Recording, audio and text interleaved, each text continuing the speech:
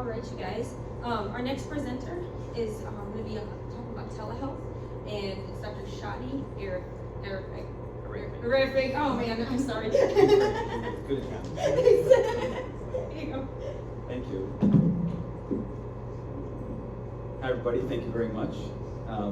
Thank you to ACVS, thank you to Dr. Megan McCracken for allowing me the opportunity to do this. I've always wanted to talk to ACVS. This is a massive honor. So thank you very much for joining. Just a disclaimer here that I have a relevant financial interest. We're talking about my career path. So of course, Vet Triage being my company is obviously involved with the talk. So the key points that I want to address here are the following. I want veterinarians to follow their heart, not their credentials. I'm a boarded surgeon, and I went into the telemedicine space, the telehealth space. So that's why we're here to discuss. Telehealth connects all of us, literally and figuratively, and we're going to go through those examples. I would like to make terms like televeterinary medicine and the televeterinarian household terms in our profession. I think it's long overdue. And the final point, the major point here is, over time, we're going to see a shift. You're already seeing an evolution in this space. I would like organizing bodies to consult with folks like myself, companies like mine, to talk about how we can formulate an ethical and legal future when it comes to telehealth. So this is our outline. We're going to skim through all these points here, and I'd love to take any questions at the end of the talk. A little bit about me, if you don't know who I am: Dr. Shadi Ireifej, boarded surgeon, ortho, neuro, soft tissue surgery, graduated from Cornell in 2006, 1 year rotating internship from Angel in Boston, followed by Liv's surgery internship, Long Island veterinary specialist in Plainview, 2008-2009, residency in surgery, became staff surgeon, operated there for a while, moved out to Las Vegas for some warmer weather. Las Vegas Specialty Center, was there for about 9 months. Then after that, flew around the country performing surgeries at hospitals that needed help. Their surgeons were becoming burnt out, and so I said, let me go in and help. Bit change of pace there. Then moved over to Silicon Valley in California, joined United, and was managing 3 locations as a surgeon, 24/7 on call, no days off, trying to build up the practice. After a year of that, became part owner of a hospital in Los Angeles, 2019, and just towards the end of 2019, launched Vet Triage. We all know what happened after that. So the concept behind this company and the reason why a surgeon would join this space is I had an idea. And that idea came to me early on in my career after graduating. We constantly heard from GPs, from ERs, that if you're concerned as a pet parent, come in. And now we are somewhat paying the price for that sort of logic. Not to mention, of course, cultural toxicity. We're all aware of it. We've all experienced it. Whether it's in your facility or not, there's always some level of it. Academia, private practice, rescue, it doesn't matter. It's there. The idea that came to me and the cultural toxicity that I was experiencing was huge in manifesting what I'm doing now. Then after we launched before the pandemic arrives. And now you have everything going virtual on the human side and now the veterinary side. Combining that with an increase in adoptions led the way for a massive overburdening of the facilities, not just in the US, but around the world. So my career, I've done a lot of things besides boarded surgery. I've played dermatology for a while. I've operated emergency hospitals, part owner facilities. I've had numerous interns and residents, published multiple papers, rescues, shelters. I've done it all in my 16 years as a veterinarian. And so to some degree, telehealth, an untapped market, was another challenge, a new challenge for me. Not only will it help solve some of the problems that we're going to go into in this talk, but it allowed me a new frontier to explore. Brief principles of telehealth. This is exactly the foundation of what I believe should be when you're talking about virtual care. You want it to be synchronous, meaning live. You want it on video so you can see the pet. You want there to be some level of HIPAA compliance, which we are. You want to be have a platform that defers to the veterinarian's judgment. They should be the deciding force as to whether or not the virtual space is adequate for that pet or not. It should be cost-effective, convenient. What species are you going to take care of? What hours are you going to operate? How do you handle VCPR, the veterinary client-patient relationship? How do you handle medications, prescriptions, within ethics and legal? all of these factors matter, and I had no idea until I launched the company that these were things that we had to dive into, and so now we're spearheading a movement. We've hit 25,000 cases since our launch, in just over 3 years of doing this. We've been utilized by 14 different countries, 30 different animal types, fish, squirrels, horses, dogs, cats, you name it, we've seen it. I have about 50 veterinarians on my staff that operate all around the world, performing tele-triage and tele-advice. We're operational 24/7. Our partners include Cornell University, Long Island Veterinary Specialists, and VA facilities, University of Minnesota, Humane Society, SPCA. These facilities use us and trust us for when their staff become overburdened, they have somebody they can rely on. They can give their clients increased access to care by utilizing our services. And there are many future applications that we're working on as well to continue to evolve this sphere. So let's dive into some of the issues that we're facing. And these are problems I think can be touched on with telehealth. We all know this, there's a staff shortage, but it's not an absolute shortage. There are plenty of vets out there. Where are they? It's a relative shortage. And the reason why I state it that way, every year, consistently, vet school applications go up by 6 to 7%. During the pandemic, it jumped, 19% increase in applications to vet school. There are plenty of vets out there. The veterinary field grew by 17% in 2020, adding 14,500 new doctors to our field. On vet triage, I am sitting constantly in over 100 applicants wanting to work with my company. The veterinarians are out there. It's the culture that's the problem. So it's a relative shortage. Let's look at suicide rates. We all know this. Veterinarians are 2.7 times more likely to attempt versus non-veterinarians. 7.5% of vets thought about committing suicide in 2020. These are horrible numbers. 1.4% of vets have planned suicide, less than 0.2% have attempted. And this ties into the biggest factor is an unhealthy psychological status, which is basically like a 10-point questionnaire that assesses the mental status of an individual, and in this case, veterinarians. 6.4% of vets in 2019 were found to have an unhealthy psychological status. That went up a couple years later to 9.7%. This ties into what your likelihood is of planning or thinking about or committing suicide. And the proceedings that we have for this lecture, whether you have the notes yet or you will be having the notes, all this I have as references, as cited papers in your proceedings. So, staff turnover, we're fully aware of this as well. Mental health is a reason for staff turnover at 92%. The combination of being in debt and having a suicidal thought or proclivity, 88%. Staff shortages are affecting over 90% of facilities. Burnout rate for vets, 30%. The veterinary support staff members, which make up the bulk of our profession, almost 50% burnout rate.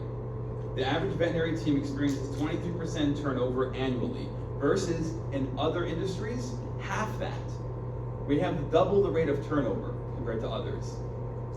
New veterinary grads, right? They're the ones who are graduating, they're the ones who are increasing our numbers, they're the ones out there looking for work, so what's going on with them? The satisfaction incidence with work-life balance in the vet field is 40%. The general population is 60%. 60% doesn't sound that great to be happy with the work-life balance. 40% is obviously worse. What's this dissatisfaction based on? And there's certainly a generational aspect here, but a lot of us have been doing this for a long time and we have some level of dissatisfaction.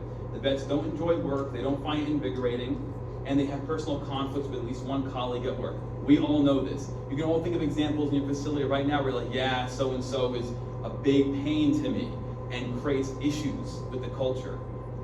These things affect people in the younger generation, especially millennials and then coming up Gen Zs are affected by this greatly. There are other factors, student debt, low income, work stress, cyberbullying. So we have to talk about barriers to telehealth. And again, to talk about why a surgeon would dive into the virtual space, these types of things excite me. I am excited by the challenges. I've been fortunate enough to have mentors in my profession that have shown they want to push the limits of what we can do to make the profession better. I want to be able to alleviate the burden on your support staff. I want to be able to have increased access to care, whether it's in person or virtual. I want to be able to make this profession a viable one for many, many more decades. Right now we're declining. So there's a lack of updated guidelines in telehealth, antiquated. There's ignorance regarding the space is rampant. There's a lot of misinformation out there. Regarding veterinary students, over 90% have heard of telemedicine from internet and social media, not from school, not from professors, not from colleagues, right? They're getting it from online. We do see an increase in telemedicine knowledge as they go farther into their veterinary career in school.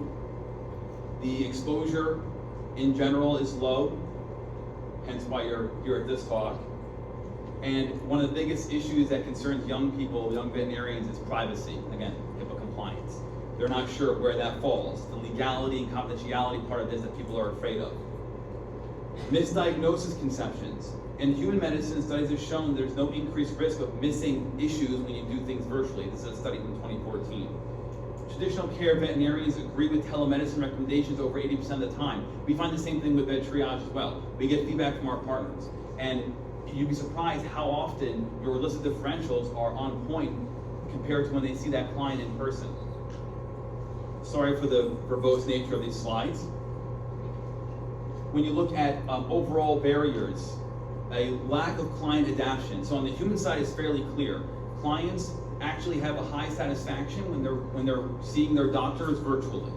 They would actually, when given the choice, prefer to go virtual rather than in person. We've seen this in the acute postoperative period. Folks have had knee and hip replacements, humans, that followed with their surgeon. They're quite satisfied with the virtual experience. When you look at the veterinary side of things, we are worried about client adaptation. They're adapting to it very well. If you have a user interface that's pretty easy, they'll follow it. So these are all again backed up by studies. Pet owners are equally satisfied with recheck exams by video conference and in clinic. They're happy with both. Most owners with post-surgical recheck exams by video conferencing prefer this for future consults. 88% declare that video and audio are clear. In 2018, a study showed 100% of clients comfortable with technology. 94% would use this modality again. Over 80% of dogs seem comfortable on video. I don't know why. I don't know what dog is objecting to that, but fine. In 2021, it was determined that 66% of pet owners reported little to no difficulty in adopting video conferencing. The biggest challenge we face on vet triage is technology, and it's always on the client side. We work with a lot of remote areas, rural areas. Wi-Fi isn't great, their devices are old, maybe the person isn't skilled with technology. Fine. Once you get past those barriers, these clients really enjoy this modality. 45% report telemedicine takes less time. My average veterinarian, 12 minutes on with a client. That's not rushing them. That's the average natural time that my veterinarian spends with a client is 12 minutes. That's longer than consultations we have in person. It is by far faster. So when you look at the overall space of virtual care, I think of this as in terms of pillars. I've operated in all of these rings: rescue, GP, emergency, specialty. And I believe that veterinary telehealth can bridge the gap with all these different branches. I think that the veterinary telehealth space, televeterinary medicine, should be its own pillar. You can give an entire lecture on this. We're scratching the surface with this talk on all the principles of telehealth and what it could provide. So, overall question, am I happy with what I'm doing, with my career choice? I spent so many years in training to become a board certified surgeon. I get this question all the time. Why would you go through all of that to do this? Well, I didn't know I was gonna do this. This came up over time, right? The idea grew. And now it turns out, fairly fortuitously, I suppose, that the world is becoming more virtual, especially in the health space. So I get to work from home. There's no commute. I don't go to a brick and mortar. I travel a ton. I was just in Alaska a few days ago. I'll be in Washington State next month, then back to Cornell after that, then Florida, then New Orleans. I travel around to talk about telehealth. I have a direct influence over the company's culture. Culture is massive. And even in a virtual space, most of my veterinarians have never met each other, let alone see each other. They're working great together, collaboratively. They talk to each other all the time. We consult with each other all the time. If I'm seeing a goldfish on vet triage, I've got 49 other vets that I can talk to about it if I don't know the answer. We're spearheading a movement. We're changing the face of telehealth. Vet triage is becoming more and more known in our field. I love it. And when you have giants like Cornell, University of Minnesota, Long Island Veterinary Specialists, Humane Societies, SPCAs using us, we've got credibility. We're moving forward. We're going to eventually shape the rules of this game. I've become an expert in this field. which is absolutely mind-blowing. I want televeterinarian and televeterinary medicine to become household terms. I want to fight for a modified VCPR, where you can create one over synchronous live video. And I want to also promote a hybrid model, where you can use the telehealth modalities to influence how urgent care works. You're seeing a lot more urgent care facilities pop up. They're becoming basically another form of ER. They're going to run into the same staffing problems that you're seeing with ER anyway. There's a method where you can incorporate telemedicine as the gatekeeper prior to seeing urgent care cases. I can talk for hours on these topics, but this is where I see the future going. So, to close here, some key points that we began this talk with: follow your heart, not your credentials. I took a gamble, all that education, well worth it. I could never have done vet triage 10 years ago. I could do it now. Telehealth connects all of us, as hopefully we've depicted in this talk. I want to make these terms household terms, and as well, organizing bodies. We got to get up to speed here. We are so behind, and there's so much that is not known when you look at the medical boards. It's known, but they don't know about it. You need to practice this stuff. And so I'm willing to talk to anybody about the nuances, the principles of this. For those who are not sure exactly what it is that we are doing, I thought, because we had all this semi-depressing information during this talk, I would show a video, an example of how we actually operate. Will audio work? Ooh, I hope so. Yeah, it was the last one, yeah.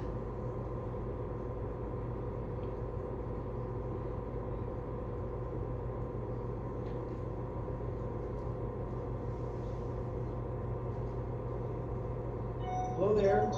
Hi. Hi. Shadi Ireifej, nice to meet you. Nice to meet you, Aaron. Hey Aaron, what do you have going on? So I'm fostering. My were two pregnant. One had her kittens on Friday. The other one. There you go. The other one. So she was fine, and then one of my main cats got indoor and stressed her out a little bit. And then, like right after that birth skiff, she had the other mom cat. She started like acting a little bit more weird, trying to go up to the mom cat, and then she was like kept trying to go back to her, and her attention. She wants more attention now. She's purring pretty rapidly more. Very minimal discharge, so I don't know if she actually is going into labor, but she keeps trying to lay in the bed with the other cat, the kittens.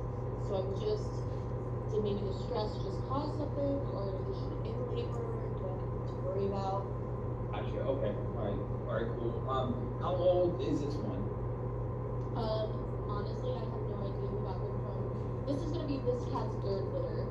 Okay, that was my next question. How many litters this one had? Okay, this is the third litter. Very good. And do you know approximately when she, I guess, how long she's been pregnant for? Probably around the same time. So, like, I really don't know. I thought that they were already pretty pregnant. So I've only had them for about 3 weeks now. Okay. She's not as pooped out as the other one was right before she gave birth, so maybe she's a smaller litter, and her nipples are still. Yeah. And then how many babies are in there? Is anyone taking x-rays? No, this is liquid home stuff. Gotcha. I feel maybe like 3, but sometimes it's hard to tell. For sure. Let me look at her. Let me see. If you were to pick her up and then like put her on the bed, can you do that and then watch what she does? Yeah. Okay. Let me see.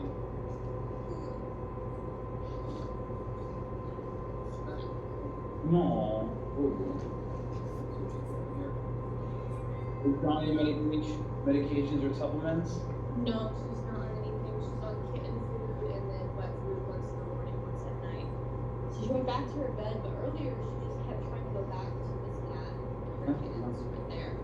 So now she seems to be going back to here, so I'm thinking she's in labor, but she really doesn't have a lot of discharge. No. She has some, but not a whole lot. No, but here's the thing. I agree with you. I mean, the nesting, the bleediness. I think that's all. I think she is, if not in labor, going to be in labor tonight. Yeah, this is really, so what I would actually think of doing, if you're okay with it, is just minimize stress in the room, maybe dim the lights, kind of give her own space, let her do her thing, watch her from a distance, and see what she does. Have food and water available for her, and see what she does. Okay, and then I guess my next question is, so originally me and my sister were gonna like each take one of the cats. So if she does take this one, it would obviously have to be after she's had the kids, right? Because you don't want to stress her before she has them. I think so. I think it's a smart idea. Whatever you do to minimize stress in this cat's life. Because She's having contractions. Yeah, there you go. Yeah. Let her do her thing. Okay, so then after she has the kids, what's a good time frame that she could be moved with them? I just don't want any stress for the other one, and I don't want continued stress for her. So they're okay for the most part, but the easy answer is no one knows that, right? But I will tell you that as a board certified surgeon, having done plenty of C-sections, dogs and cats, I will say that the second the surgery is done, the mom's awake, the kittens are awake, the kittens are nursing, mom is good, I send them the hell home, like they go. So, and it's literally hours after surgery, hours after giving birth to the C-section. So I would say the second the kittens are out and they're nursing, mom is good, move them whenever you want. okay, alright. Yeah. I think that's it. I mean, she might just have a slower labor than the other one did, but Guys, let's do this. It's still early in the night. I'm going to email you, and I'm going to send you a blank email. I'm going to send you a blank email. That way, if you have any updates for me, if you want to send me pictures or videos and say, hey, doc, it's been 3 hours. Here's what's going on so far. What do you think? Or whatever. Or you may not need me, but let me at least send you a blank email, and that way you can at least have access to me beyond this video session, so we make sure things are good with mom here. okay, alright, I appreciate that. And then a couple hours later, she emailed me a picture of the kittens and mom, and they're doing very well. This is the kind of case that would show up to your emergency room, not critical, plugging up the system. You already have an ICU full of really sick pets, a bunch of stressed out LBTs, stressed out doctors. We don't need this case going to the ER. This is teletriage, teleadvice at its finest. We educate the client on what's going on, we deem it not an emergency, and we allow them to follow up with us at no charge to make sure if things aren't going well, we can always re-triage them, change the plan, right? This is the entire premise behind the company. So this type of thing, when implemented appropriately, ethically, there's no VCPR, you don't need any of that here, there's no medication or prescriptions. This is purely a doctor speaking to a pet parent about what's going on and basically answer the question, how freaked out should they be? And these are the vast majority of cases that we see. Any questions, you can reach out to me, those are all my links. And if I could answer anything now, I'd be happy to. Thank you for attending. Yes, so what do you do for records? Maybe like what if that client calls back and a different doctor is now on call and so you know what the previous conversation was? Are you sending things to RTM so they know what she advised? So if you're operating telemedicine out of a brick and mortar facility, you're required to have medical records. It's just like any other consult you would perform in person. In the virtual space, it's a bit fuzzy. The vet triage platform is proprietary technology. This video interface you saw, that's our own technology. So we actually created our own EMR. Right now, legally, we don't have to use it that way. In fact, we're HIPAA compliant, even though that's not a thing in our field, right? But we're looking towards the future. So we have EMR, right? We have a section in there for the pet's information, the client's information, we have doctor's medical notes, and the summary that we can email the client from the system itself. Let's say this client uses this again next month for some other pet, then the doctor can see the previous notes. Okay, it's a different pet, the same pet, what was advised last time, all that. That being all said, because we are emergency only, we don't have appointments, we don't set up a VCPR, we're not trying to rebuild a brick and mortar. Most of our clients are using us maybe once a year for some random problem.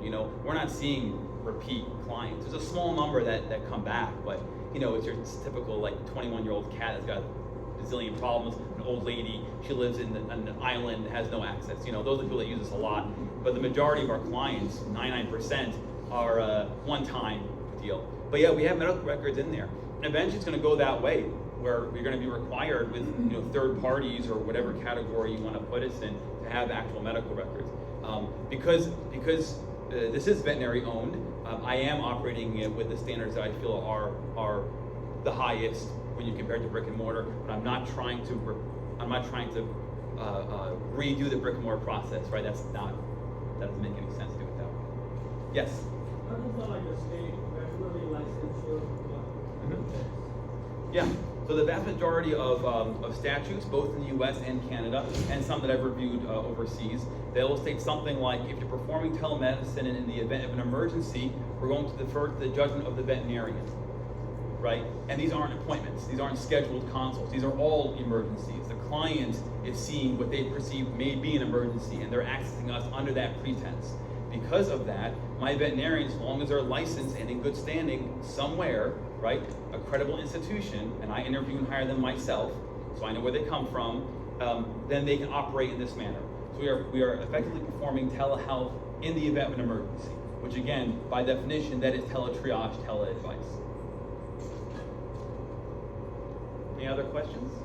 Are your specialists doing, so I know that's obviously with the owner, but are they doing any consultations with other veterinarians who are having, especially with the specialists, with general practitioners? Yeah, so we have in our 50 vets that we have, I have dog and cat vets, I've got equine vets, mixed animal, exotics, right? I have a mixture. You have to have that because we're not differentiating. And the vast majority of our clientele are pet owners, right? However, to your question, we've had rescue personnel. So a facility, a brick and mortar that does not have a veterinarian on staff, they'll access us. And I have somebody who's a bit more educated than your typical pet parent that's now talking to our veterinarians. We've also had clients reach out to us for second, third, and fourth opinions, not just from other telemedicine companies, but also brick and mortar. Especially those ones that have seen a specialist and have had a whole bunch of diagnostics done, everything from blood work, radiographs, all the way to CT MRI, and they'll come to us and say, listen, I'm looking for something here. You're my fourth person I'm going to now. I've already talked to my vet. I've had 2 specialists, now it's you guys. I need help, right? The future of this, or rather the next step of this, is going to be the vet-to-vet consultations. So I've already had veterinarians that are aware that I'm playing with this call in and consult our veterinarians to talk about a case. The obvious solution to this is to have different branches of this, right? You have like an avian branch, an equine vet, a vet-to-vet branch, a vet-to-specialty branch, and that's where this is all going to eventually go. But yeah, we've had folks access us for that reason, and it's awesome because they can literally email us diagnostics and medical records right then and there in real time. I don't have to wait for paperwork to get processed. They can just shoot me the email with the files, and then my vet can look at everything. All right, thank Yes. you so much. I think we're kind of out of time here. sorry. I apologize Yes. to No. to cut you off here, but I hope you don't mind if anybody has any other questions.